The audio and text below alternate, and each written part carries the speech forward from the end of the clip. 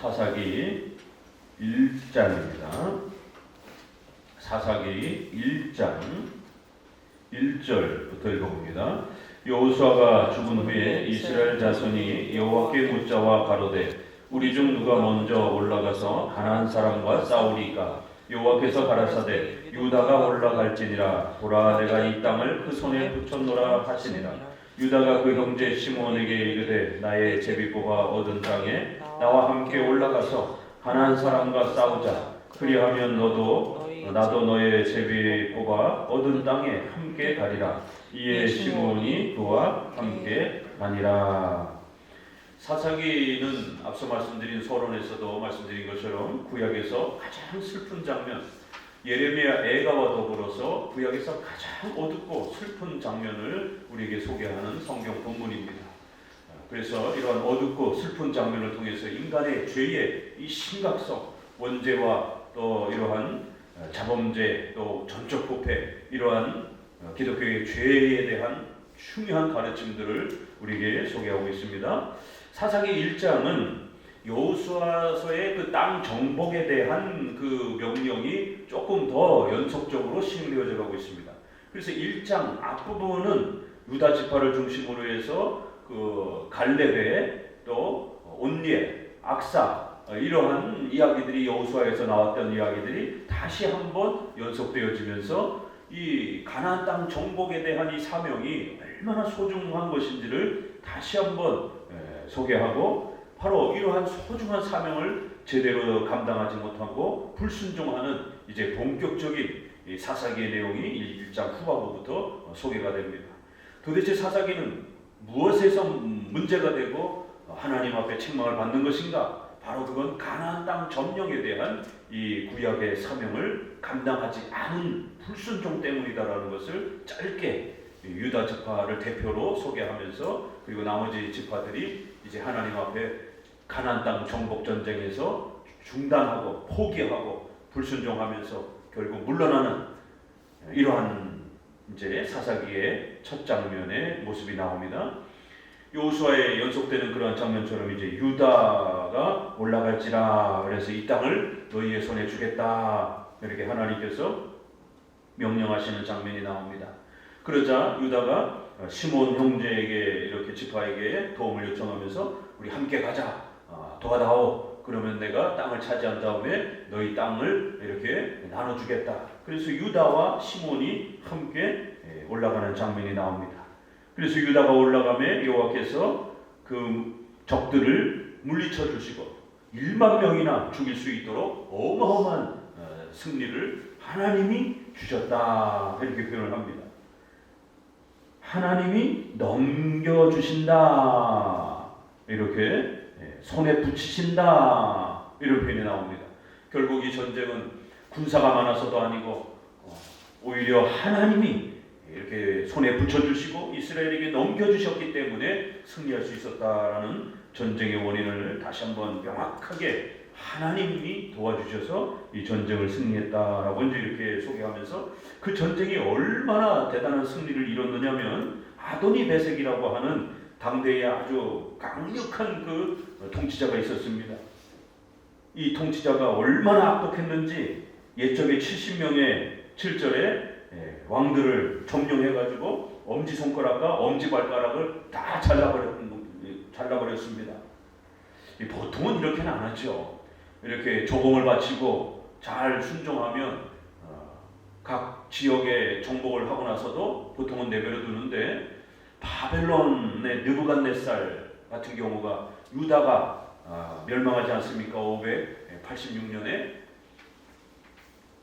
유달리 이 왕은 아주 폭력적인 그런 왕이어서 반란을 없애기 위하여 사람들을 창에다가 꽂아가지고 마을에다가 이렇게 입구에다가 전시를 하는, 그래서 수천 명들이 그렇게 군사 반란에 주도하는 이런 세력들을, 남자들을 그렇게 꼬챙이에 채워가지고 구약의 십자가 처형처럼 그렇게 나무에다가 매달아 죽이는, 그래서 신명기에 나무에다 시체를 저녁 때까지 두지 말라라고 하는, 이것이 바로 그리스도를 향한 예언으로도 이렇게 연결이 되는 겁니다. 왜요? 그 썩은 내 진동하는 그 피가 떨어지는 이런 참혹한 장면이 이스라엘이라고 하는 땅에 해가 지도록 그렇게 오래도록 이렇게 두면 그 공포와 두려움이 어마어마한 겁니다.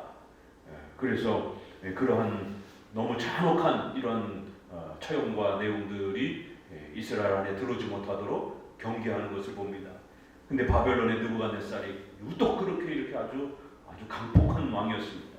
거기에 비하면 고레스 왕은 세금만 잘 바치면 이렇게 이스라엘뿐만 아니라 주변의 정복한 나라들을 상당히 자유권을 많이 주면서 온화하게 통치를 한 이런 모습을 봅니다. 그런데 오늘 이 아도니베섹도 자기가 점령한 이제 그 지역의 왕들을 손과 발가락에 이 아킬레스건을 발목을 잘라버리게 되면 평생 이 절름발이가 되잖아요. 걷지를 못하고. 그런 것처럼 손가락, 발가락, 이 엄지발가락을 잘라내버리게 되면 손발을 쓰는데 완전히 장애인이 돼가지고 제대로 활동도 못하잖아요. 아주 잔혹한, 이게 죽이는 것도 아니고 살리는 것도 아닌 아주 이런 어마어마하게 무시무시한 아주 당대의 그 가나안에서도 아주 이름을 날리던 아주 폭군이었던 겁니다.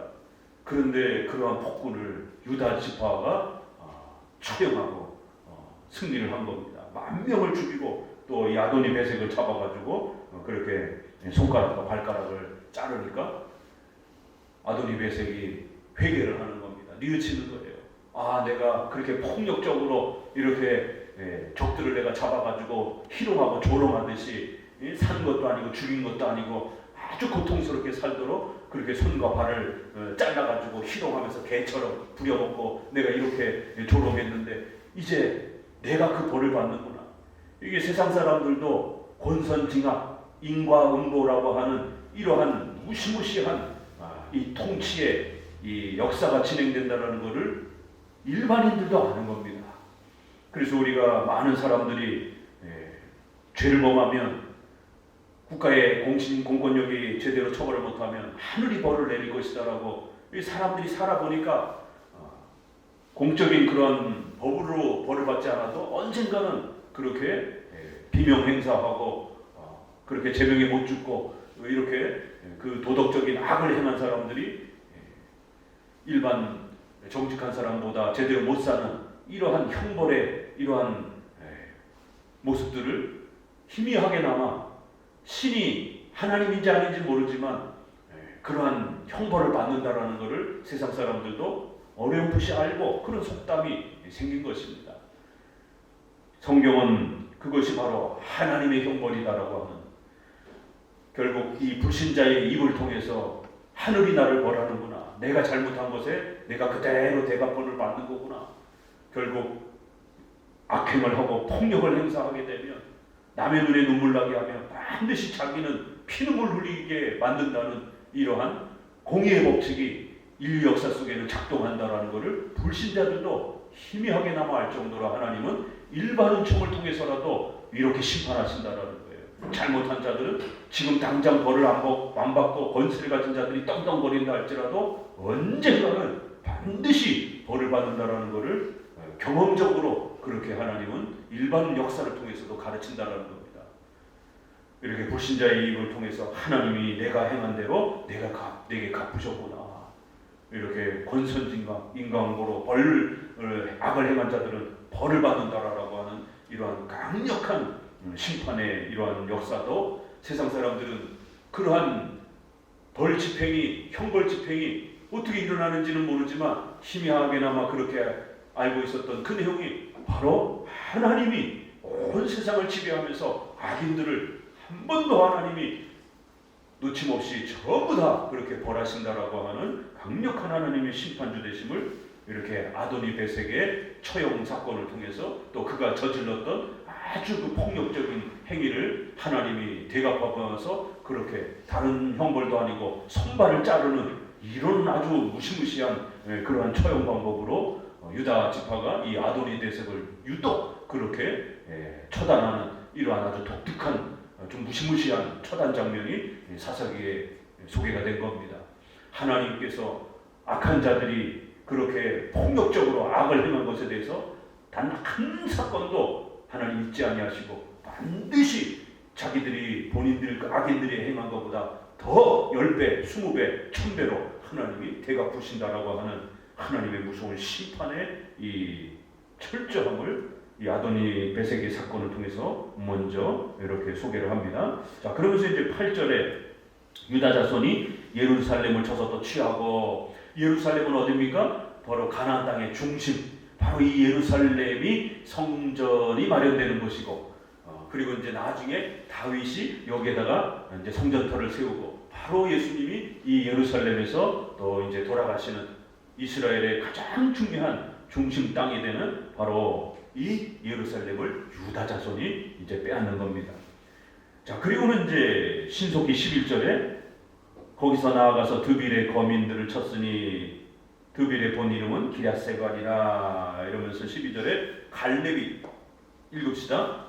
말하기를 기랴세벨을 쳐서 그것을 취하는 자에게는 내 딸 악사를 아내로 주리라 하였더니 갈렙의 아우요 그나스의 아들인 온니엘이 그것을 취한 고로 그 딸 악사를 그에게 아내로 주었더라. 악사가 출가할 때 그에게 청하여 자기 아비에게 밭을 구하자 하고 나귀에서 내리매 갈렙이 묻되 내게 무엇을 원하느냐 가로되 내가 복을 주소서 아버지께서 나를 남방으로 보내시니 샘물도 내게 주소서 하매 갈렙이 윗샘과 아랫샘을 그에게 주었더라. 이거는 여호수아에서 이미 한번 나왔던 내용인데 사사기에서 다시 한번 이 부부를 소개하면서 참으로 이 훌륭한 부부를 오랜 수천 년 동안 믿음의 우리의 후손들이 잊지 말고 본받을 수 있도록 이렇게 다시 또 두 번이나 소개합니다. 성경에 단 한 번만 소개가 되는 그런 인물들도 수두룩한데 이 두 부부는 두 번씩이나 이렇게 소개가 되면서 사사기의 그 참혹한 인물들이 얼마나 많이 소개가 됩니까? 사사들조차도 삼손도 창녀에 빠져가지고 그렇게 흥청망청 막 허우적대고 이렇게 사사들조차도 하나님 말씀에 제대로 순종하지 못하고 신앙을 제대로 지키지 못하는 이러한 참혹한 인물과 사건들이 수두룩한데 거기에 가장 샛별처럼 이렇게 하나님 앞에 순종하는 아주 훌륭한 부부를 맨 앞에다가 샘플로 이 사사기에 등장하는 모든 그 불신자들 또 불신앙에 빠져있던 또 이스라엘 백성들과 대조하면서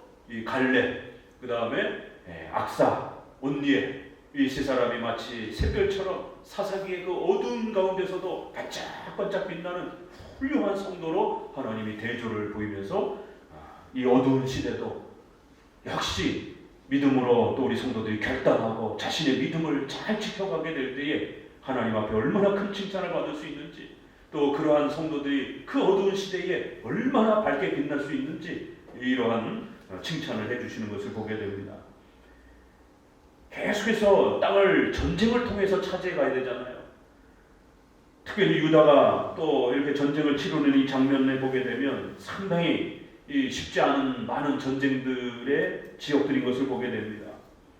그럴 때에 유다의 이 지파인 갈렙이 그렇게 누가 나서겠느냐 하니까 이렇게 온니엘이 나서가지고 목숨을 걸고 이 천국의 모형인 가나안 땅, 오늘날로 말하자면 이 땅의 유동교인 하나님의 교회를 개척하고 또 지켜가고 함께 희생하고 목사들도 청빙 받아서 안정된데 이런 교회에서 사역하고 싶지 자기 가정에서 개척하면서 생계가 위협을 받으면서 목사님 사모님이 일을 해야 하는 이러한 상황을 감당하면서 이게 하는 게 쉽지 않습니다. 또 그런 교회에 성도가 오는 것도 쉽지 않습니다. 지하에서 하면 냄새 난다고 또 가버리기도 하고 또 왔는데 사람이 없어요. 그럼 한국 사람들은 체면 문화라 누가 있으면 가서 앉아요. 아무도 없잖아요. 자, 제일 먼저 자기가 못 앉아요. 그러니까 한국 사람의 습성입니다. 이게 체면 문화, 집단 문화, 아니 남편과 아내도 우리 남편, 우리 아내 이렇게 부르는 우리 민족이에요. 내 남편, 내 아내라고 부르지 않습니다. 우리라고 하는 이러한 그 공동체, 가족 중심의 이러한 우리 문화가 강하기 때문에 혼자 제일 먼저 와서 못 앉아 있습니다. 어색해가지고 결국 또 가버리고. 저도 가정에서 개척할 때에 제일 처음에 와서 자리를 지켜주는 성도가 너무너무 갈급한, 왔다가 가버리고 왔다가 가버리고 아무도 없으니까, 목사님들 가족밖에 없으니까. 그럴 때에 정말 좋은 교회를 찾아서, 개척교회와 미자리 교회들을 찾아서 그 어려운 삶을 같이 짊어지고 아무도 없는 그 찻자리를 지켜내는 이런 희생들. 이 지금 가나안 땅은 완전히 허허벌판이잖아요. 다 갖춰져 있는 것을 주는 게 아니라 하나님께서 싸워서, 전쟁을 통해서 목숨을 걸고 싸워가지고 성도들의 믿음의 결단, 하나님의 약속을 믿고 실천해 보라는 거예요. 두려워하지 말고. 신앙이라고 하는 것은 원인적으로는, 공로적으로는 하나님이 전폭적으로 다 주시는 거지만, 그러나 그 주는 방식에 있어서는, 형식에 있어서는 우리의 자원하는 믿음의 결단과 헌신을 하나님이 수단으로 사용하는 쌍무적 언약. 그래서 우리가 이거를 쌍무적 언약, 조화적 언약, 협의적 언약이라고 부르는 겁니다. 언약의 구원의 본질은 평무적, 절대주권적인, 일방적인 하나님의 은혜를 통해서 주시는 그런 성질입니다. 근원적으로는. 그러나 그걸 주실 때는 우리의 인격을 사용하시기 때문에 우리가 나태해지지 않도록 우리의 이러한 성도들의 인격의 결단, 여러분의 마음의 헌신, 다짐, 용기 있는 한 걸음 내딛는 이러한 실천의 이런 모든 것을 수단으로 사용하시는 것이에요. 결국 온니엘이 나가서 목숨을 걸고 이 전쟁에 참여하겠습니다.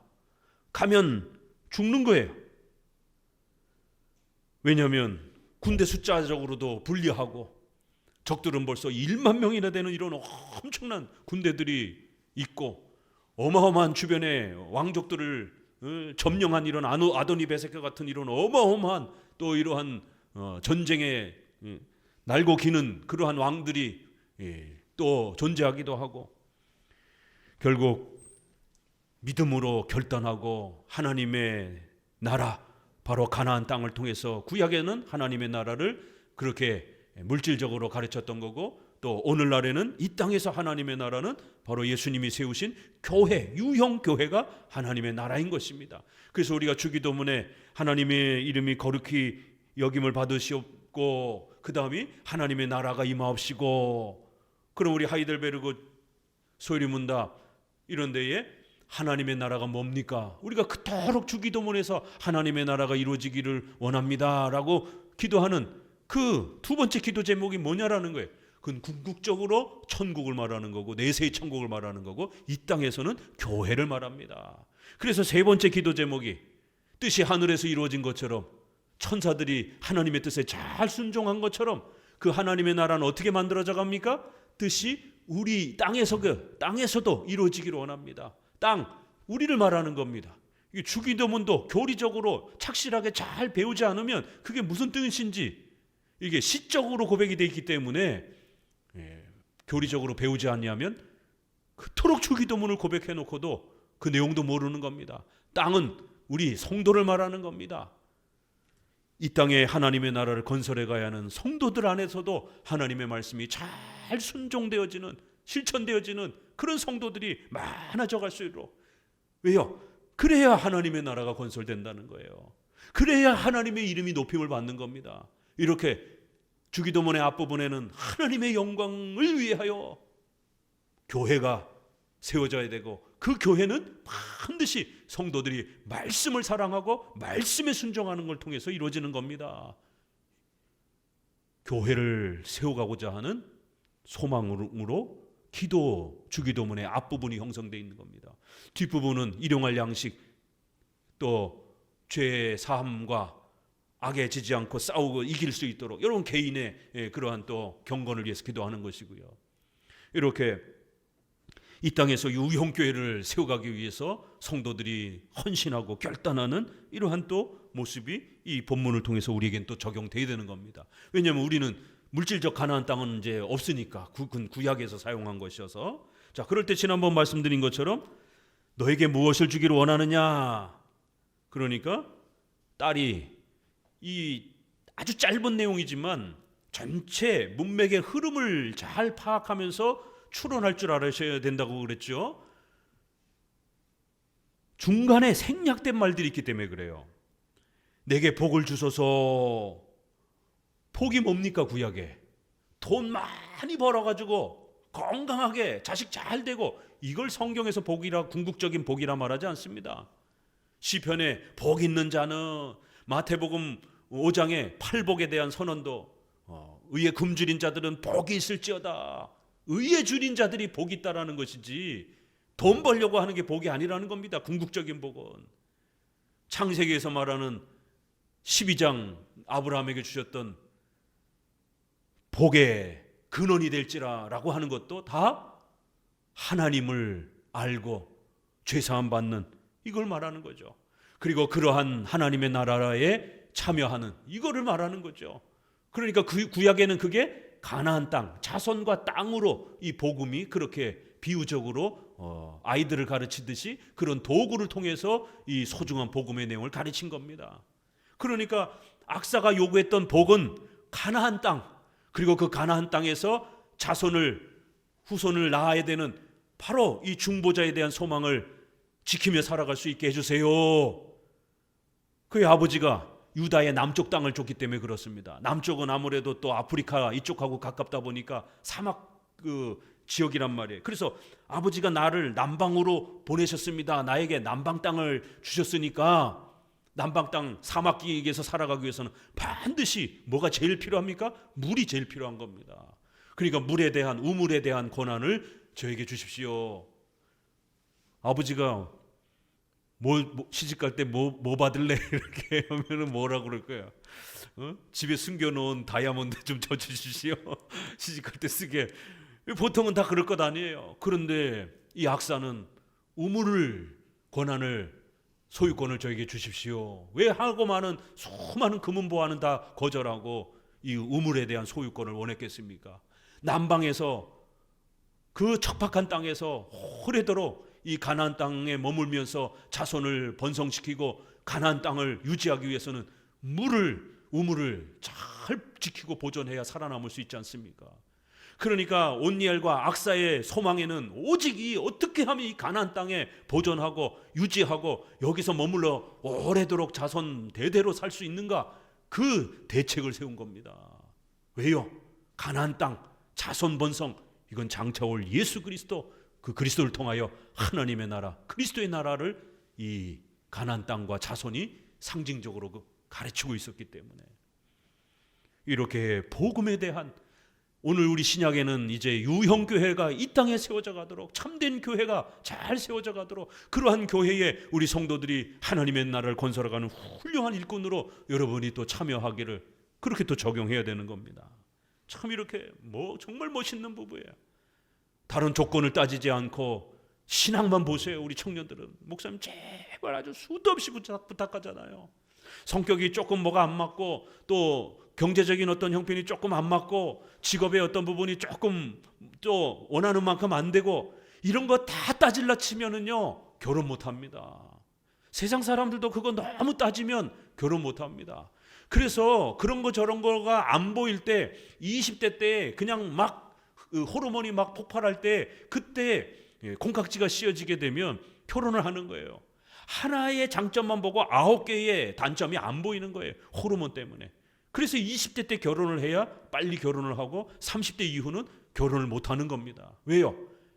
9개의 단점이 점점 많이 보이면서 5개나 보이고, 40대로 넘어가게 되면 9개의 단점이 눈에 보이고 1개의 장점은 잘 안 보이는 거예요. 그러니까 결혼이 계속 늦어지는 겁니다. 왜 결혼이 나는 안 되어질까? 잘 들여다보셔야 됩니다. 완벽한 사람이 어디 있겠어요? 그걸 또 누가 판단하겠어요? 결혼은 미래를 두고 결정하는 건데, 아니 우리가 투자를 하고 주식이나 부동산을 살 때 그것이 미래에 좋은 결과가 될지 안 될지 아무리 분석을 해도 모르는 겁니다. 물론 잘 분석해야 되지만 또 하나님이 함께 하시고 도와주셔야 그 재정이 우리 안에 잘 안정이 되는 거예요. 그런 것처럼 하나님을 신뢰하고 이런 개혁신앙을 함께, 장로교 신앙을 함께 붙잡고 있으면 하나님을 신뢰하고 이 신앙을 이 성도가 청년이 잘 유지하고 있으니까 이러한 훌륭한 신앙을 버리지 않겠지 신뢰하고 선택하면 되는 거예요. 미래의 일인데 어떻게 다 압니까? 모르는 거죠. 그렇기 때문에 유일한 기준, 가장 중요한 기준인 이 신앙, 특별히 이러한 성경을 사랑하는 이러한 개혁신앙을, 장로교 신앙을 갖고 있으면 조금만 한 30% 정도, 40% 정도만 같이 공감되는 면만 있어도 결혼합시다라고 해서 교회를 지키려고 하는 온니엘과 악사와 같은 그러한 마음으로 결혼하면 안 될까요? 좀 부탁드립니다. 우리 청년들한테 제발 좀 부탁합니다. 안 될까요? 좀. 그 하나님이 이 온니엘과 이 악사를 얼마나 귀하게 여기셨고 얼마나 대단하게 여기셨는지 첫 번째 사사가 누구예요?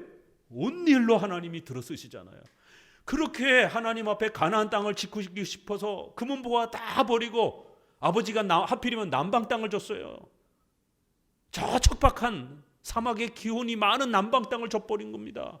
그래도 마다하지 않고 그 남방 땅을 잘 유지하려고 아버지에게 우물 소유권을 확보하고 거기서 자손을 낳으면서 가나안 땅을 지키려고 하는 그러한 두 부부의 이 아름답고 정말 이 귀한 오직 신앙만 보고 가나안 땅을 유지하고자 하는 온니엘의 그 마음, 또 그런 신랑감을 구하고 있었던 악사의 마음, 아버지가 중매한 거잖아요. 필이 아니라 아버지가 일방적으로 서원했잖아요. 부모가 이렇게 일방적으로 중매를 해서 만났다 할지라도 목사님이 또 중매를 해서 만날 수도 있는 거고, 그러면 이런 개혁신앙을 잘 갖고 있는 것만 확인되면 선택해도 되는 거예요. 필이 아직은 충만하지 않더라도 결혼해서 살다 보면 또 필이 충만해질 수 있는 것이고, 그렇게 가나안 땅만 사모하는 바로 그 기준만 보고 온니엘도 그렇고 악사도 그렇고 아버지가 일방적으로 제안한 약속이었지만 그거를 거부하지 않고 아버지가 다른 게 아니라 이 가나안 땅을 소중하게 여기는 그런 남편이라면 내 딸을 주겠다. 딸 입장에서도 좋습니다 아버지. 교회를, 우리 장로교회를 그렇게 목숨처럼 사랑하는 그런 청년이라면 내 앞도 안 보고 얼굴이 찌그러지고 밤투성이가 되었어도 선택하겠습니다. 이 숨겨진 내용, 그 중간에 있는 내용을 읽으셔야 됩니다. 여러분 같으면 악사같이 행동할 수 있겠어요? 아무런 내용도 없이 그냥 아버지가 다짜고짜 그냥 가나안 땅만 목숨 걸고 지킬 수 있는 청년 있으면 내 딸 주마. 요즘 자매들 같았으면 아버지 멱살 잡고 대판 싸울 판인 겁니다. 미쳤습니까 아버지? 그 아버지도 가나안 땅만 바라볼 수 있는 그런 사위라면, 온니엘도 가나안 땅만 정말 사모하는 그러한 자매라면, 악사 입장에서도 가나안 땅만 사모하는 그런 청년이라면 다른 모든 조건 내려놓고 기꺼이 배우자로 선택하겠습니다. 아버지도 훌륭하죠. 그런 사위라면 온니엘이 누군지 어떻게 합니까? 누가 올지 어떻게 합니까? 마음에 안 드는 사위가 왔으면 어떻게 할 거예요? 야, 너는 좀 얼굴이 좀 덜 생겼다. 야, 넌 키가 좀 작다. 야. 자, 다시 가나안 땅을 그러면 어떤 사이가 오겠습니까? 그러면 저 가봐야 또 저기 다 조건 따질 거야 분명히. 이런 식이 된 거죠.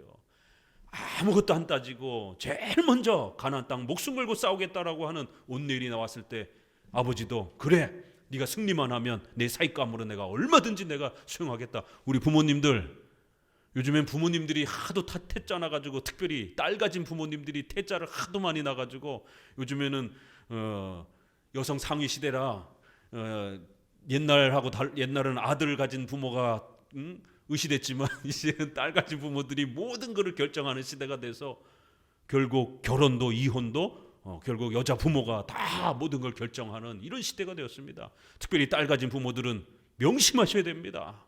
이런 자세로 결혼에 임해야 되는 거예요. 부모도 자식도 그렇고. 그래서 그 많은 사사들 중에 엉망진창인 사도들이 많습니다. 삼손처럼. 그러나 온니엘은 아주 등장부터 그의 사역을 마감할 때까지 가장 흠이 없는 그 12명의 사도 중에 가장 완벽한 사사로 소개가 됩니다. 온니엘 너무 멋있지 않아요? 그래서 하나님이 온니엘을, 그 부부를 너무 귀하게 여기셔서 이스라엘을 구하는데 제일 첫 번째 사사로 하나님이 또 등용해서, 오늘날로 말하자면 장로님이라든가 이렇게 평신도 중에서 교회를 세울 수 있는 아주 훌륭한 모범적인 그러한 또 리더로 온니엘을 사용하신 겁니다. 이렇게 훌륭하게 결혼을 했기 때문에 그 됨됨이를 하나님이 기억하신 것이죠. 자, 이렇게 멋있는 장면이 사사기의 초반부에 나오고, 자, 세 번의 사건이, 세 번의 사람이 나옵니다. 아주 특이하게 일부러 그렇게 배치를 하는 거예요. 세 번의 아주 모범적인 인물을 소개합니다. 그리고 나머지 이제 뒤에 가서는 이제 사사도 엉망진창이요, 또 성도들 이스라엘 지파도 이제 불순종하는 엉망진창이 나옵니다. 자, 16절을 어떤 인물이 소개되나 봅시다. 모세의 장인은 겐 사람이라 그 자손이 유다 자손과 함께,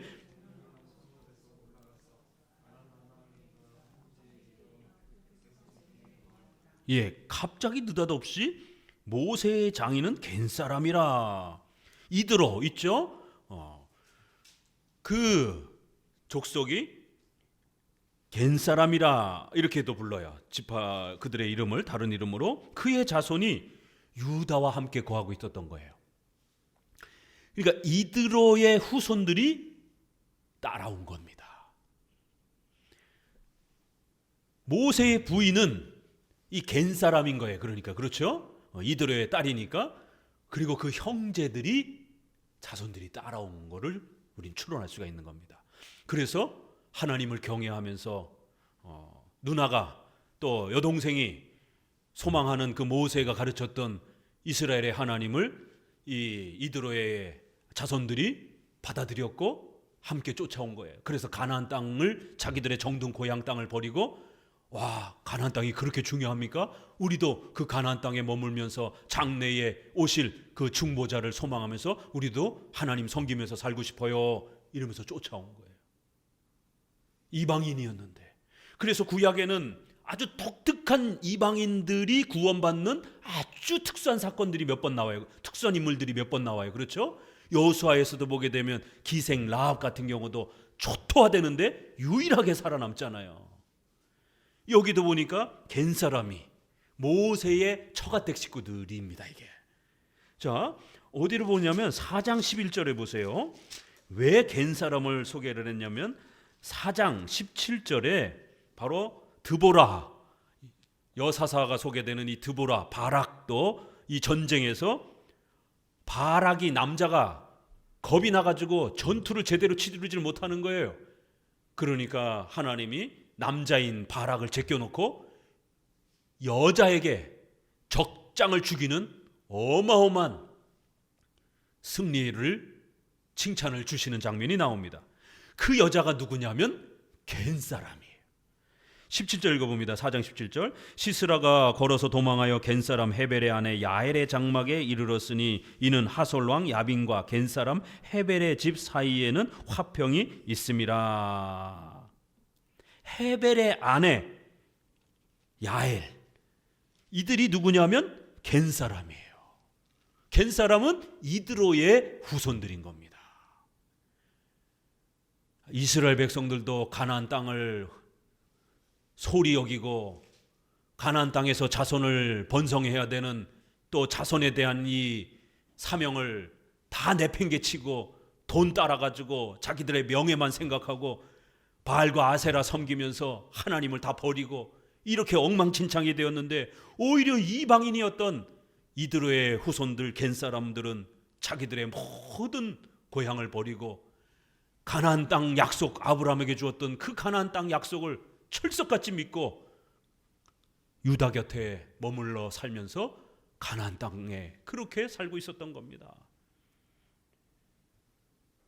여기에서 16절은 1장 16절은 그 겐 사람이 누군지도 소개 안 해요. 안 합니다. 이제 4장에 가서 요 정도 사람이 소개가 되는 거예요. 귀한 믿음의 결단이죠. 이렇게 이방인들이라 할지라도 하나님의 약속을 믿고 가나안 땅에 와서 머물며 살면서 장차 올 그 유일한 후손인 예수 그리스도를 바라보면 구원의 은혜와 역사를 얻었던 겁니다.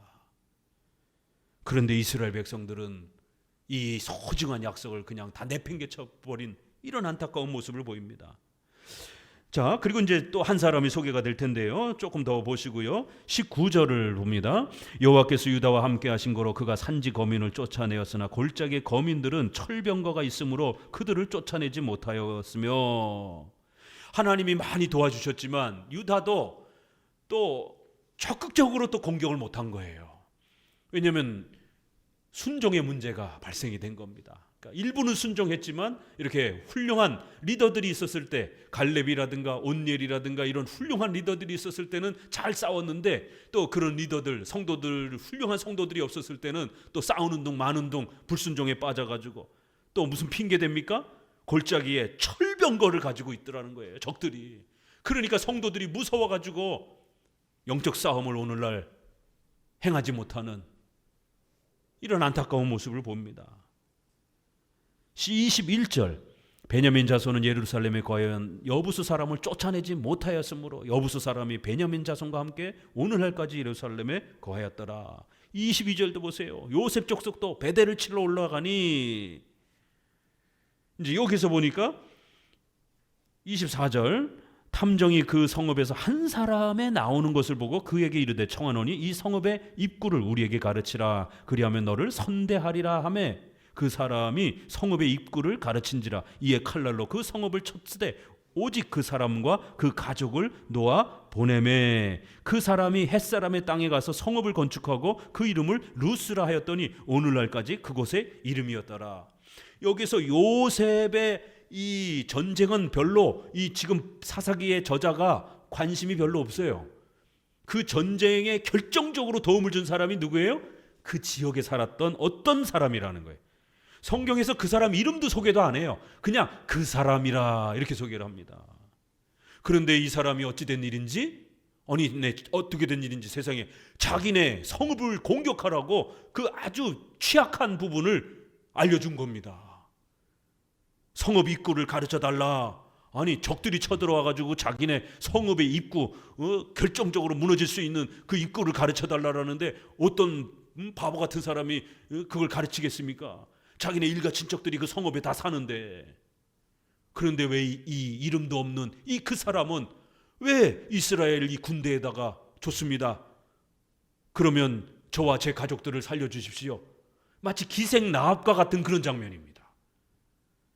그러면 당신들에게 이 성의 제일 중요한 그 들어갈 수 있는 입구를 가르쳐 드리겠습니다. 아니, 도대체 이 사람은 왜 이런 행동을 하냔 말이에요. 소문을 들은 겁니다. 우리가 여호수아라든가 보게 되면 벌써 그 소문이 쫙 퍼져가지고 벌써 왕들이 연합전선을 펴가지고 전투를 이스라엘을 싸우려고 내려오기도 하고 막 그러잖아요.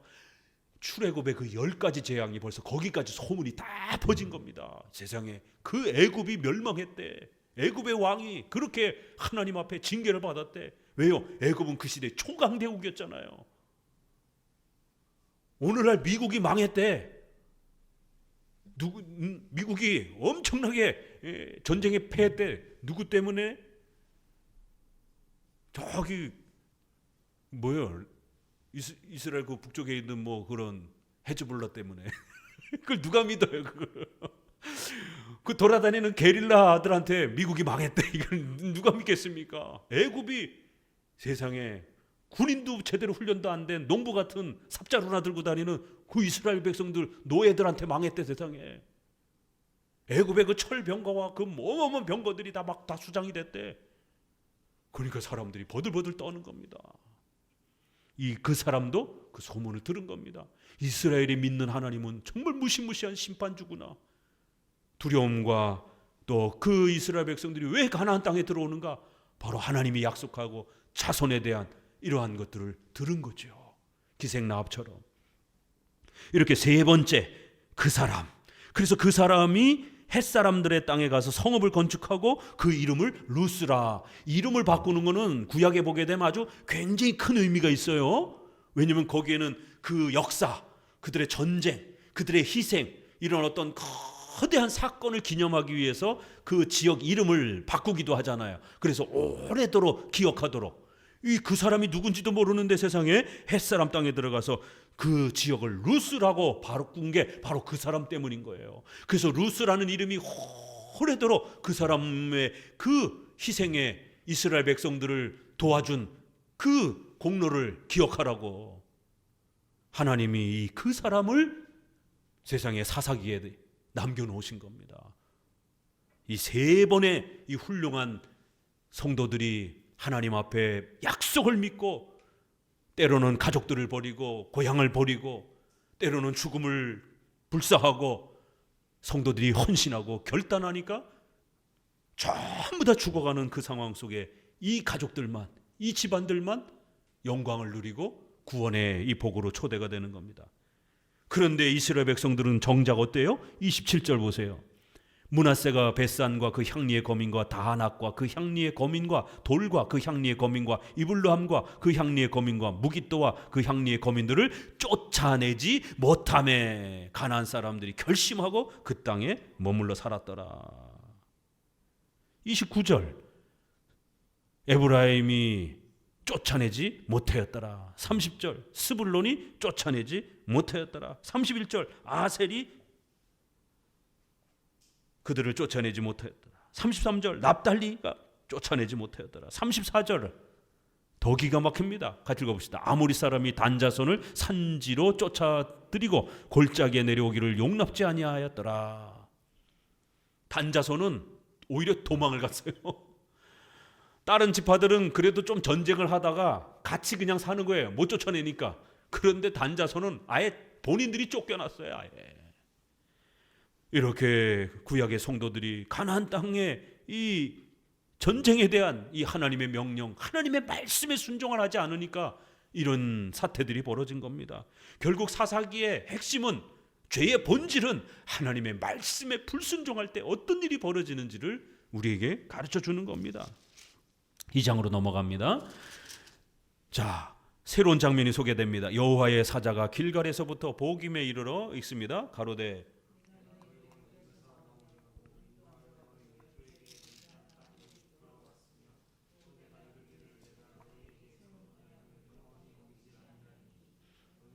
이 땅 거민과 언약을 세우지 말며 그들의 단을 헐라 하였거늘 너희가 내 목소리를 청종치 아니하였도다. 그리하면 어찌 미뇨. 결국 이스라엘 백성들이 이렇게 엉망진창이 된 이유가 뭐라고요? 하나님이 아브라함과 약속하셨던 그 소중한 언약, 그 약속을 하나님은 어기지 않았는데 너희들이 믿음으로 결단하고 가나안 땅에 머물기 위해서 희생하고 헌신하고, 왜요? 언약은 쌍무적 언약이기 때문에 하나님도 약속을 지키고 우리 성도도 함께 약속을 지키는 약속의 형태로 주어진 거란 말이에요. 그런데 성도들이 불신앙에 빠져서 경건 생활도 등한시하고 예배도 등한시하고, 그러니까 마음이 흐트러지고 경건의 모습이 흐트러지고, 그러니까 가나안의 토속 신앙인 바알과 아세라에 자꾸 마음을 빼앗기고, 그러니까 바알과 아세라도 섬기고 하나님도 섬기는 종교 혼합주의가 발생한 겁니다. 지금 오늘날 대한민국에 하나님도 섬기고 동성애도 받아들이려고 하고 타종교 받아들이려고 하고 WCC, 기독교만 너무 독선적으로 유일한 종교, 유일한 구원이다 말하지 말자. 우리 타종교도 인정하고 또 이렇게 너무 일정한 그룹들을 죄악시하지 말아라. 저 사람들도 다 불쌍한 사람들 아니냐. 우리 사랑으로 품어줍시다. 그래서 동성애도 또 좌파, 사회주의, 공산주의, 좌파도 다 받아들입시다. 한국의 목회자들이 왜 이렇게 좌파가 많습니까? 심각한 겁니다. 사회주의는 유물론이고 기독교를 제일 혐오하는 그러한 이데올로기인데 어떻게 이렇게 한국의 수많은 목회자들이 교회가 사회주의를 추구하는 좌파 국가관을 갖고 있는지. 6.25 때도 그랬습니다. 왜요? 사회주의의 영향을 받아서. 사회정의, 인권, 평등, 이 사회주의자들이 내세우는 모두가 똑같이 잘 먹고 잘 살자, 이런 게 기독교의 이 구제하고 좀 비슷하잖아요, 이게. 그러니까 그래, 기독교인들이 이렇게 살아야지, 이런 거에 이제 잘못 현혹되고 선동되어져 가지고 마치 공산주의가 이 자본주의의 폐해를 없애버리고 기독교가 이루고자 하는 이러한 나눔과 구제를 이루어줄 수 있는 국가적 도구인 것처럼 그렇게 착각에 빠지고 선동에 빠져가지고 결국 기독교의 구원을 죄사함이 아니라 사회정의, 인권, 경제평등, 나눔, 분배 이런 식으로 페북에서 뉴스 엔조이에서 올린 어떤 고신에 있는 목사가 자기는 참된 경건은 인권운동이다라고 생각한다. 야고보서의 참된 경건은 과부와 고아를 돌아보는 것이다 라는 말씀이 있는 것처럼 뉴스 엔조이는 합동 측에서도 주의를 확정한 이단에 있는 언론이나 또 심각한 반기독교적인 이런 정서를 가지고 있는 언론들을 합동 측에서 확정을 해줬습니다. 총회에서. 거기에 뉴스 엔조이가 들어가 있잖아요. 왜요? 항상 반기독교적인 기독교 언론입니다. 그런데 기독교를 공격하고 특별히 보수 기독교를 공격하고 좌파적인 국가관을 가지고 있는 그런 세력들이기 때문에 엄연히 한국에 존재합니다. 좌파 사회주의 또 신학적으로는 좌경화된 자유주의 이러한 그 목사와 신학 그룹이 존재합니다. 사회정의, 인권이 구원이라고 주장을 하고 떠드는 그러나 정통 보수교회는 죄사함, 영생, 오직 예수 그리스도만이 구원자라고 하는 이 가치를 지키는 그래서 보수라고 그러는 겁니다. 그렇기 때문에 성도들은 정신 바짝 차리고 보수교회의 신앙을 선택할 것인지 혼합주의적인 이런 자유주의적인 좌경화된 그런 교회와 목사를 따를 것인지 선택해야 됩니다. 중립이 어디 있습니까? 나는 좌도 아니고 우도 아니고 나는 하나님 파다. 나는 예수님 파다. 어린아이가 초등학생 같은 수준과 같은 대답인 겁니다. 전 세계 유일의 분단국가인 나라 속에서 100년 이상 서구 사회가 공산주의와 민주주의로 갈등을 일으키면서 어떤 체제에 나갈 것인가를 전쟁을 통해서까지도 고민하고 희생을 치르면서 자유민주주의 국가가 훨씬 더 시민들의 생명과 재산을 지켜주는 안전한 체제라는 것을 100년 동안 증명해 왔는데 그걸 몰라가지고 사회주의에 자꾸 마음을 빼앗깁니까? 얼마나 어리석고 무지하면 사회주의에 자꾸 이렇게 마음을 빼앗깁니까? 몰라도 너무 무지한 거죠. 그러한 갈등 속에 아직도 전쟁이 끝나지 않은 이 대한민국 땅에서 휴전인 나라에서 반미운동을 펼치고 미치지 않고서야 어떻게 반미운동을 펼칩니까? 세계 유일의 분단국가에서 그것도 목사들이 나서가지고 기독교 윤리의 근간을 해치는 동성애를 인권이라고 부르짖으면서 그렇게 국회의원들을 압박해가지고 차별금지법을 계속해서 요구하고 사사기가 지금 비판하고 책망하는 게 종교 혼합주의인 겁니다. 백성들이 여호수아와 함께 이 소중한 하나님의 말씀을 끊임없이 그래도 잘 배웠던 어른들이 다 죽고 그 어른들이 신앙이 흐트러지면서 자녀들에게 교리교육, 성경교육을 시키지 않다 보니까 어른들 죽고 자녀들이 어른 세대가 되어서 이제 본격적으로 바알 숭배 신앙, 종교 혼합주의 신앙이 등장했더라라고 이제 2장이 시작하는 겁니다.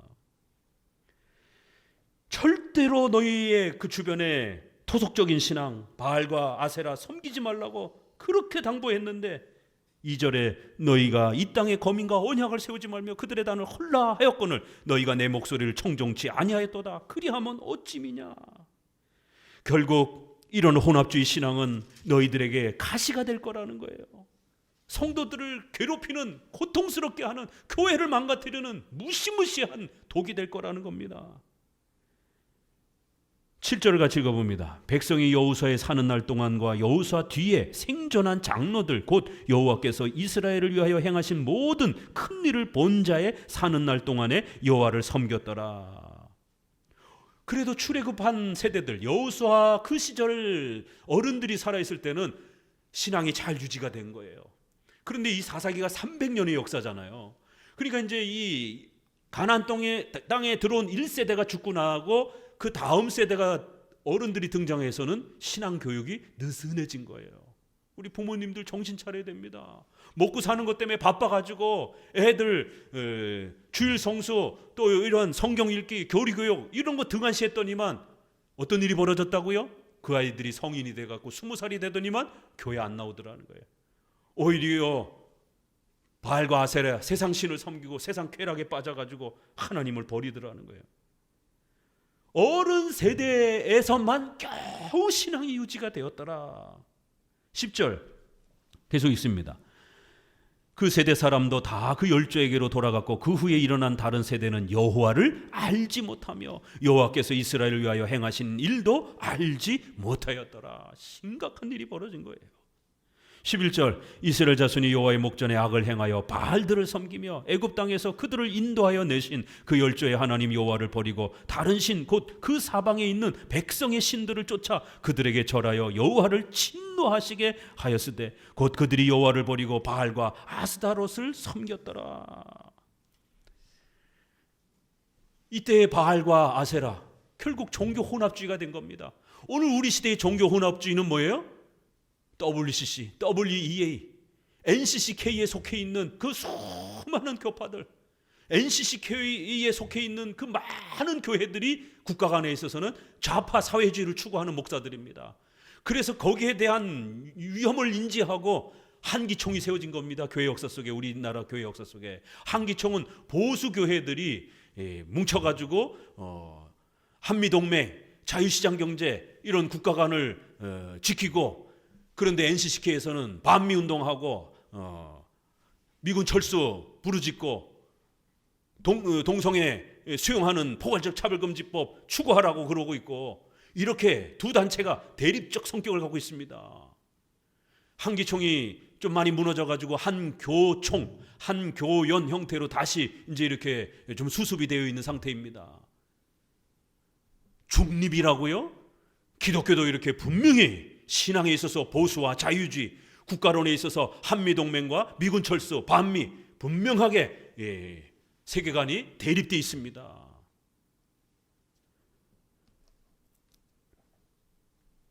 오늘날 종교 혼합주의는 사회주의를 수용을 하고 기독교를 짓밟는 사회주의를 선동에 빠져가지고 수용을 하고 또 예수님의 신성을 인정하지 않는 이러한 자유주의 이를 수용을 해가지고 사회정의, 인권, 정의 이게 구원이라고 외치면서 이걸 그래서 우리가 사회복음이라고 그러는 겁니다. 사회정의를 이룩하는 게 마치 구원인 것처럼 주장하는 목사와 교회들인 거예요. 자유주의 아버지라고 하는 슐라이마커, 리츠, 하르낙, 칼바르트 이러한 신학자들에 의해서 계승된 신학입니다. 사회정의가 구원이라는 거예요. 그래서 그들을 사회복음 주의자들이다. 우리는 개인의 구원을 가르치는 거예요. 개인 복음을, 죄사함을 가르치는 그러한 기독교입니다. 이렇게 서로 대립되어 있는 거예요. 그런데 이들이 국가 세계관에 있어서는 좌파 사회주의를 또 옹호합니다. 대표적인 자유주의 신학자 중에 몰트만, 순복음교회 그 목회자가 그 몰트만을 한국에 초대해가지고 엄청난 강의를 시켰습니다. 희망의 신앙을 외쳤습니다. 그 희망이 뭐냐면 죄사함의 희망이 아니라 독재와 이러한 경제적 약자의 이 고통에서부터 해방이 되는 그런 희망, 종말론적 희망. 그런데 그건 기도만 해서는 안 된다라는 거예요. 반드시 폭력을 동원해서라도 가진 자들의 이러한 모든 재산을 빼앗아서라도 사회정의를 이룩하는 그러한 희망적 미래가 와야 된다는 겁니다. 그러기 위해서는 칼 마르크스와 스탈린과 레닌과 같은 이런 공산주의 사상이 이걸 이룰 수 있는 중요한 도구가 된다라고. 몰트만이라는 신학자가 공산주의를 사용해서 종말론적인 평등을 이루자라고, 기독교적 사회정의의 구원을 이루자라고 이렇게 떠들어댄 신학자입니다. 신학자이면서 공산주의를 수단으로 접목을 시킨 겁니다. 이런 식의 목회자들이 한국에 수두룩하게 많습니다. 교회라고 목사라고 다 똑같은 목사가 아닙니다. 가짜 목사들이, 교회들이, 또 혼합주의적인 이런 목사와 교회들이 존재한다는 것을 명심하셔야 됩니다. 사사기에서 종교 혼합주의를 그토록 경고했던 그 목소리가 오늘 우리 시대에는 다른 모양으로, 이름으로 왔을 뿐이지 종교 혼합주의에 빠지지 말라고 하는 이 하나님의 간곡한 부탁, 오직 하나님 말씀만 붙잡고 오직 예수 그리스도만이 중보자라는 것, 오직 성경의 이러한 가치들만 지켜가야 된다는 것. 낙태라든가 이런 건 죄라는 것, 동성애는 죄라는 것, 우리 기독교 6계명, 7계명 이런 부분들을 위협하는 건 죄라고 분명하게 이야기하면서 기독교적 이 10계명의 가치들이 세워져가는 그런 걸 존중하는 국가가 그래도 우리 기독교가 추구해야 될 또 외적인 국가의 모습일 수밖에 없는 겁니다. 그러면 좌파와 우파 중에 어떤 그 국가관이 이런 기독교적 세계관하고 좀 더 가깝습니까? 이 땅에 완벽한 국가체제는 없습니다. 그래도 우파적인 자유민주주의, 자유시장경제 형태의 국가체제가 훨씬 기독교의 윤리관하고 함께 비슷한 방향을 가고 있는 겁니다. 그보다 더 훌륭한 국가가 있다라면, 그런 기독교적 모습을 구현하는 국가가 있다라면 우리가 그런 국가를 만들어야죠. 그러나 아직까지는 그런 이 국가를 우리가 경험해 볼 수 없기 때문에 지금은 그래도 자유민주주의, 자유시장경제, 그리고 이거를 추구하고 있는 미국이라고 하는 나라를 중심으로 해서 서방 유럽과 미국 중심의 이러한 국가적 이 틀 안에 대한민국도 함께 동행을 해야 우리의 자손들이 생명과 재산을 또 신앙의 자유를 지킬 수 있는 겁니다. 대한민국은 이 모든 세계관의 대립이 아주 선명하게 경험적으로 펼쳐진 나라 아닙니까? 공산주의를 표방했던 북한은 어떤 나라가 됐습니까? 종교의 자유, 언론의 자유, 모든 자유가 붕괴가 되고 우상 숭배하는 나라가 됐고, 대한민국은 언론, 출판, 시민의 양심의 자유와 종교의 자유가 가장 높이 보존되는 그런 나라로 지난 100년 동안 자리 잡아왔잖아요. 그런데 사회주의에 또 마음을 빼앗긴다고요? 그 사회주의에 빠진 목회자들이 예수님의 신성을 부정하고 사회구원과 사회정의와 인권, 경제평등이나 부르짖고 있는데, 이 정치가들, 좌파의 정치가들 목소리하고 똑같잖아요, 주제들이. WCC 10차 총회 부산에서의 그 주제가 뭔지 아십니까? 자유, 평등, 생명이에요. 그게 인간에 대한 생명도 아닙니다. 자연의 파괴를 하지 말고 자연과 같은 이 생명을, 자연도 생명이니까 보호하라는 거예요. 인간만, 너네들만 독선적으로 살지 말고, 물질 숭배의 개념인 것이죠. 그래서 환경신학, 생태신학 이런 게 나오는 겁니다. 평등, 남녀평등, 동성애 소수자들과 평등, 개하고 짐승들하고 평등, 돌, 나무들하고 평등, 여기까지 갔습니다. 그 발표문을 보니까 자유, 인간의 자유를 말하는 게 아니에요. 그 자유를, 인간의 자유를 말하던 거는 벌써 한참 몇십 년 전이에요. 10차 총회에 와서는 무슨 자유를 말합니까? 동물의 자유, 나무 풀의 자유, 돌의 자유, 인간이 함부로 건들지 말라는 거예요. 원시처럼 살아가라는 겁니다. 왜 너네의 문명을 위해서 이런 자연을 파괴하느냐라는 거예요. 동물들의 자유도 있는데 왜 동물들을 잡아먹느냐라는 거예요. 그럼 우리 굶어 죽습니까 그러면?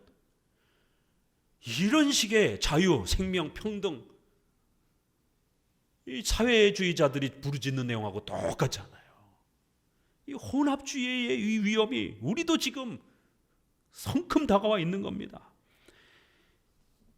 16절에 여호와께서 사사들을 세우사 노력하는 자의 손에서 그들을 건져 내게 하셨으나 그들이 그 사사도 청종치 아니하고 돌이켜 다른 신들을 음란하게 쫓고 그들에게 절하고 여호와의 명령을 순종하던 그 열조의 행한 길을 속히 치우쳐 떠나서 그와 같이 행치 아니하였더라. 19절도 보니 그 사사가 죽은 후에는 그들이 돌이켜 그 열조보다 더욱 패괴하여 다른 신들을 쫓아 섬겨 그들에게 절하고 그 행위와 패역한 길을 그치지 아니하였더라. 20절을 읽어봅니다. 여호와께서 이스라엘에게 진노하여 이르시되 내 목소리를 청종치 아니하였은즉 나도 여호수아가 죽을 때에 남겨둔 열국을 다시는 그들 앞에서 하나도 쫓아내지 아니하리라. 이는 이스라엘이 그 열조에 지킨 것 같이 나 여호와의 도를 지켜 행하나 아니하나 그들로 시험하려 함이라 하시니라. 하나님은 계속해서 우리를 테스트하신다라는 거예요. 정말 너희들이 하나님의 말씀에 정말 순종하고 오직 예수 그리스도만 부르짖고 죄사함 받는 이 소중한 복음, 구약에서는 그게 가나안 땅과 자손에 대한 약속을 붙잡는 형태로 그렇게 비유적으로 가르쳐진 겁니다. 오늘 우리 성도들이 오직 예수님만 붙잡고 죄사함의 이 이신칭의 이런 부분을 붙잡고 정말 복음의 이 소중한 약속을 붙잡고 십계명을 따라 낙태를 반대하고 동성애를 반대하면서 일부 일처의 이러한 소중한 가정을 구축해가고 이러한 하나님의 명령에 정말 순종하며 살아가는지 하나님 테스트해 보려고 한다라는 거예요. 3장 읽어봅니다. 여호와께서 가나안 전쟁을 알지 못한 이스라엘을 시험하려 하시며 이스라엘 자손의 세대 중에 아직 전쟁을 알지 못하는 자에게 그것을 가르쳐 알게 하려 하사 남겨두신 열국은 블레셋 5방백과 이렇게 하나님이 전쟁을 한꺼번에 다 승리를 준 게 아니라 일부 남겨두신 이유가 이 자손들이 정말 하나님 신뢰하면서 말씀에 순종하면서 정말 나아가는지 테스트해 보려고 이렇게 적들을 남겨놓으셨다. 그래서 정말 믿음으로 사는지를 보고자 한다라는 거예요. 한편으로는 오늘날 이렇게 왜 우리 주변에 이렇게 반기독교적인 세력과 반기독교적인 이런 자유주의와 이단들이 이렇게 많은가? 이건 우리들에 대한 또 다른 테스트라는 거예요. 오늘 남겨진 성도들이 정말 예수님만 붙잡는지 오직 믿음으로 이 복음을 붙잡는지 아니면 사회정의, 경제평등 이런 거에 종교 혼합주의에 빠져가지고 갈팡질팡하는지 정말 말씀을 목말라 하면서 말씀 가르치는 교회 찾는지 아니면 사회정의나 하고 인권운동이나 하는 이러한 반미운동이나 하는 이런 교회 찾는지 하나님이 테스트해 보겠다라는 겁니다. 내용은 다를지라도 형식은 다를지라도 그 본질 하나님을 경외하고 말씀에 순종하는지는 테스트의 내용은 똑같은 겁니다. 4절에 그래서 시험하사 여호와께서 모세로 그들에게 열조에게 명령하신 명령들을 청종하나 알고자 하셨더라. 이스라엘 자손은 마침내 가나안 사람과 헷 사람과 아모리 사람과 히브리스 사람과 히 사람과 여부스 사람 사이에 거하여 그들의 딸들을 취하여 아내를 삼으며 자기 딸들을 그들의 아들에게 주며 또 그들의 신들을 섬겼더라. 이 참혹한 결혼의 실패가 결정적으로 이스라엘이 무너지는 원인이 된 겁니다. 부모들은 자녀들에게 어떻게 결혼해야 되는지, 누구랑 결혼해야 되는지 이러한 결혼의 원칙과 기준을 안 가르치니까 결국 이스라엘의 자녀들이 외적 조건만 보고 더 멋있고 돈 많은 이방 가나안 사람들하고 결혼을 하기 시작한 거예요. 자기들의 사위로, 자기들의 며느리로 그렇게 취하더라는 거예요. 그러니까 이제 사사기에 본격적인 붕괴가 일어나는 겁니다. 오늘 우리 청년들 정신 바짝 차려야 됩니다. 여러분의 결혼은 여러분 한 사람의 가정의 결혼만이 아닙니다. 여러분이 누구랑 결혼하여 그 자녀들을 어떻게 키워가느냐가 결국 교회의 존립과 연결된다는 사실을 명심하셔야 됩니다. 여러분이 불신자랑 결혼해서 자기 자식조차도 유아 세례로 초대하지 못하고 성경을 가르치지 못하고 그러면 그 아이들이 커서 신자가 되지 않는 교회를 떠나버리게 되는 그럼 교회는 텅텅텅텅 비게 되는 겁니다. 전도는 점점 더 안 되고 신자인 자녀들은 오히려 불신자랑 결혼해가지고 오히려 그 자녀들은 또 교회를 떠나고 우리 손에 의해서 교회가 전멸되는 거예요. 사사기의 이 참혹한 이 슬픈 장면이 어떻게 시작이 됐다고요? 첫 번째, 자녀들에게 성경교육, 교리교육 시키지 않아가지고. 두 번째, 그러니까 애들이 커가지고 결혼이라고 하는 훌륭한 가정을 이루어야 되는데 신앙의 가정을 이루어야 되는데 그거 다 내팽개치고 조건 보고 결혼해서 이방인과 신앙이 없는 사람과 덜커덕 결혼을 함으로 인해서 결국 불신앙이 그 가정에 폭발하기 시작했다라는 거예요. 이 사사기를 읽으면 그 사회와 교회가 가정이 어떻게 붕괴가 되는지를 우리는 배우는 겁니다. 알려주시는 거예요. 하나님이. 이렇게 가면 망한다라는 거예요. 나라도 망하고 교회도 망하고 가정도 망하는 겁니다. 대한민국이 언제 삼시세끼 걱정 안 하면서 이렇게 3만 불, 4만 불씩이나 되는 자가용이 3천만 대씩이나 되는 이런 시대를 대한민국이 언제부터 살았습니까? 5천 년 역사 동안에 WTO도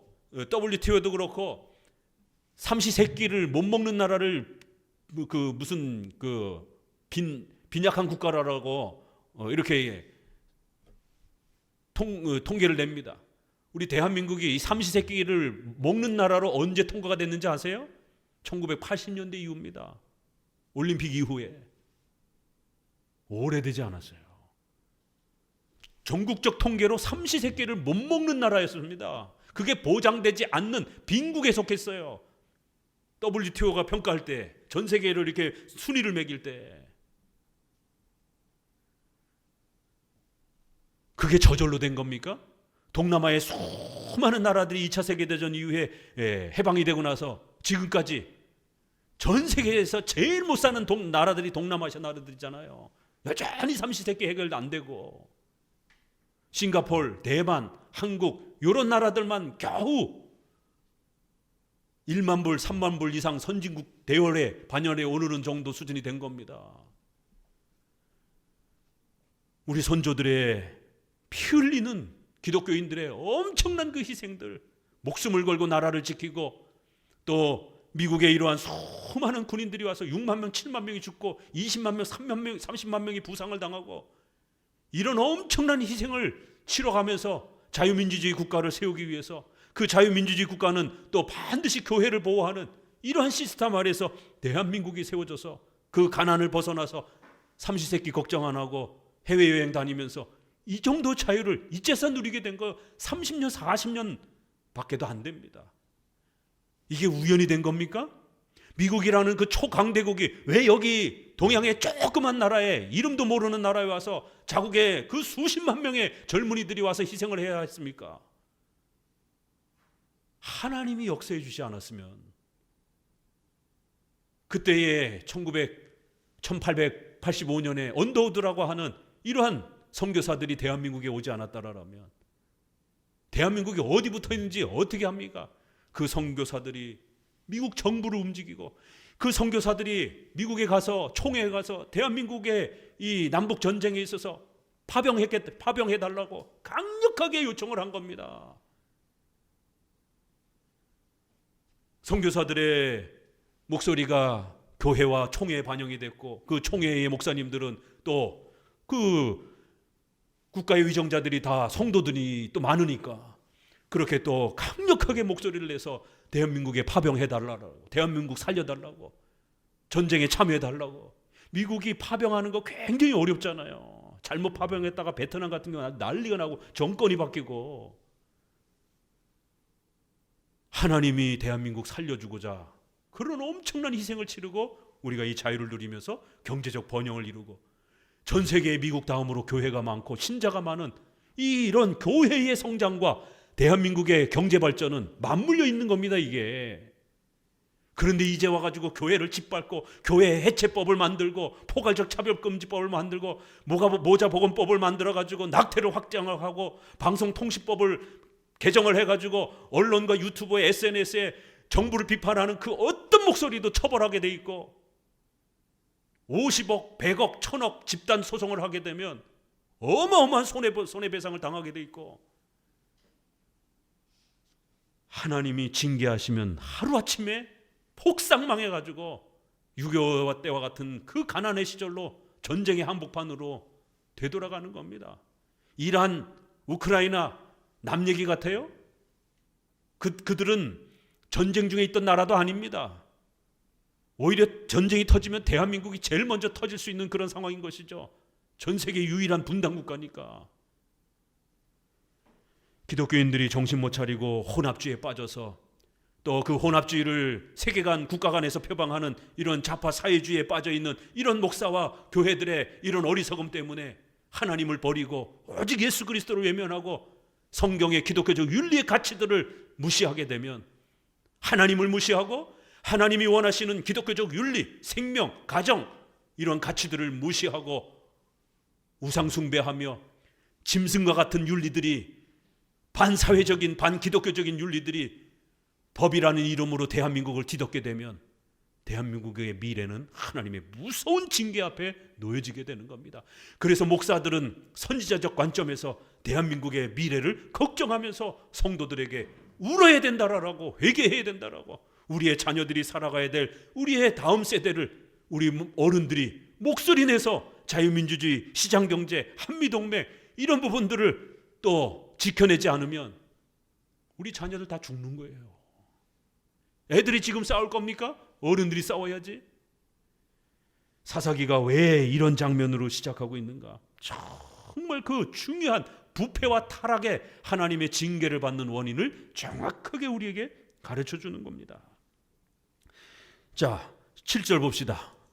온 이스라엘 자손이 여호와의 목전에 악을 행하여 자기들의 하나님 여호와를 잊어버리고 바알들과 아세라들을 섬긴지라.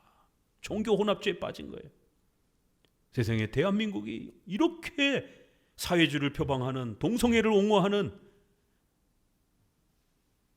이러한 세계관을 수용하는 목사와 교회들이 이렇게 많은가?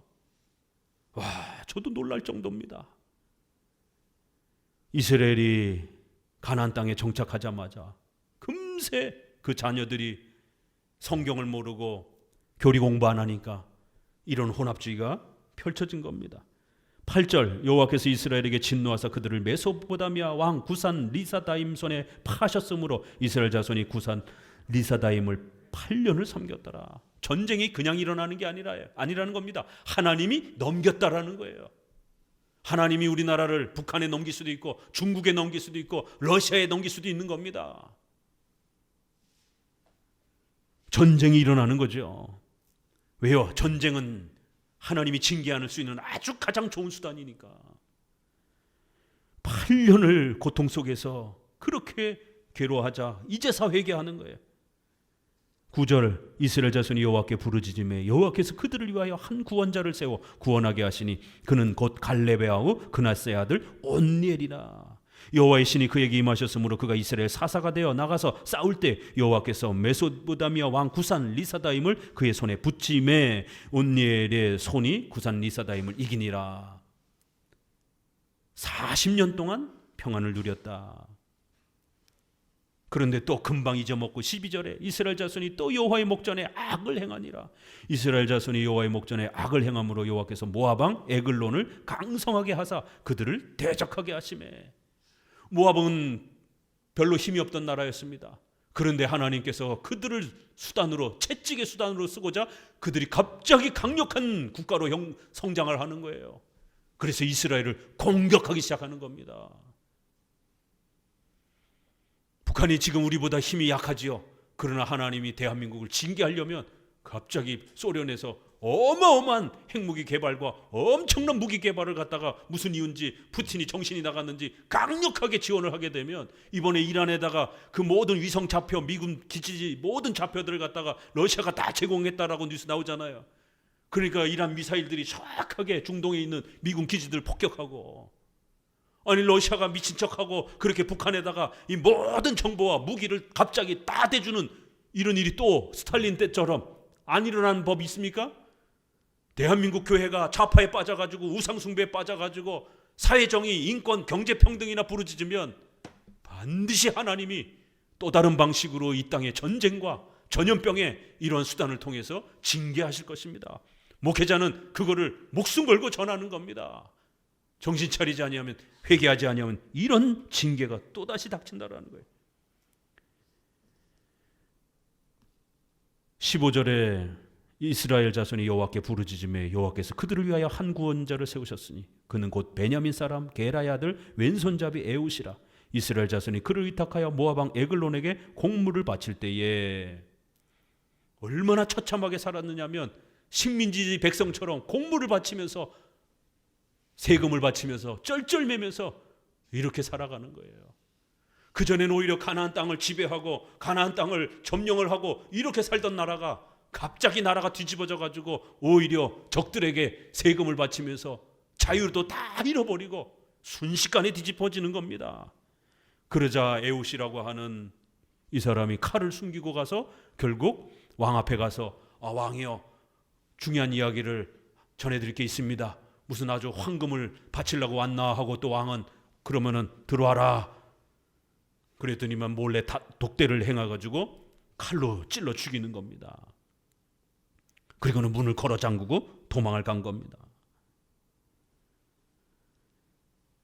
어디를 읽어보시냐면 28절 무리에게 이르되 나를 따르라 여호와께서 너희 대적 모압 사람을 너희 손에 붙이셨느니라 하매 무리가 에웃을 따라 내려가서 모압 맞은편 요단강 나루를 잡아 지켜 한 사람도 건너지 못하게 하였고 그때 모압 사람 1만 명 가량을 죽였으니 다 역사요 용사라 한 사람도 피하지 못하였느니라. 보세요. 1만 명이 어마어마한 군인들이었다라는 거예요. 그런데도 하나님이 도와주시니까 적은 군대로 이스라엘이 전부 다 이 1만 명을 무찌르는 어마어마한 역사가 일어났습니다.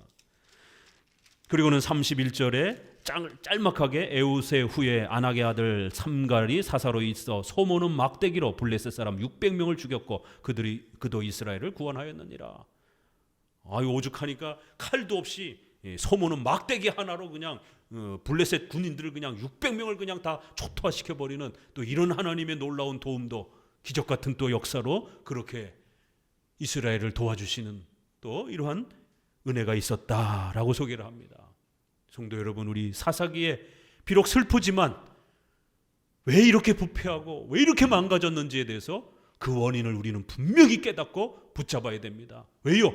오늘 우리도 또다시 그런 테스트, 시험대 앞에 놓여져 있기 때문에 그렇습니다. 정말 하나님만 바라보는가? 오직 예수님만 목회자와 성도가 부르짖는가? 오직 죄사함과 이신칭의의 이러한 가치들을 부르짖는가? 또 이런 교회의 신앙의 자유를 보존해주는 그런 자유민주주의, 자유시장경제, 이런 한미동맹 이런 부분들을 소중하게 여기는지 테스트의 단계에 이르렀습니다. 어느 하나도 소홀히 할 수 없는 거죠. 신앙의 내용은 우리의 본질에 해당이 되는 거고 한미동맹과 이런 자유민주주의는 우리의 교회를 보호하는 외적인 옷이 되는 것이죠. 울타리가 되는 것이죠.